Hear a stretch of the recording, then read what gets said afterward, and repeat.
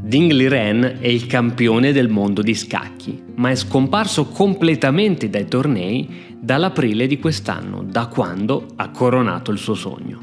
Prima del campionato del mondo già aveva intenzioni di lasciare il gioco degli scacchi, continuando così a fare per il resto della sua vita o l'insegnante di scacchi o addirittura l'avvocato. Il gioco per lui era diventato troppo stressante e non gli dava più la motivazione di una volta. Tutto ciò che viene fatto alla fine per 10 o più ore al giorno rischia di diventare mero lavoro, togliendo la componente fondamentale, la passione. Il suo piano dunque, prima di ritirarsi completamente dal gioco degli scacchi, era quello di partecipare solamente a qualche torneo qui e là per visitare alcune parti del mondo che ancora gli erano sconosciute.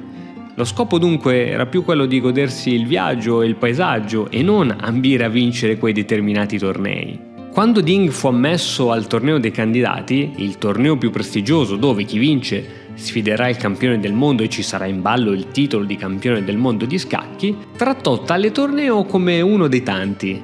Ricordiamo che proprio nella finale contro Nepo disse che non si era preparato in alcun modo e che avrebbe giocato a distinto, e lo abbiamo notato tutti anche da alcune mosse piuttosto strane in apertura. Ding aveva troppa pressione addosso. Nelle interviste post partita era goffo, spiazzato, stanco, non sapeva mai come rispondere e sembrava perennemente triste, nonostante era ad un passo dall'essere campione del mondo di scacchi e letteralmente ogni scacchista sulla faccia di questa terra voleva ritrovarsi al posto suo. Durante il match per decretare il campione del mondo di scacchi, Ding è stato anche seguito da uno psicologo che lo ha aiutato a sopportare la tensione estrema e il carico di responsabilità. Dopo aver vinto, ovviamente, la pressione mediatica si è triplicata, ora era sotto l'occhio di tutti, pronti a vederlo cadere in un prossimo torneo e a paragonarlo all'inimitabile ex campione del mondo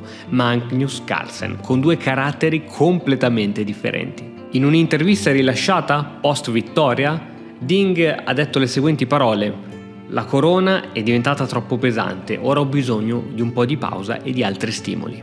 Quando gli è stato chiesto se difenderà il titolo i prossimi anni, ha risposto in maniera affermativa, anche se da allora non lo abbiamo più visto nelle competizioni.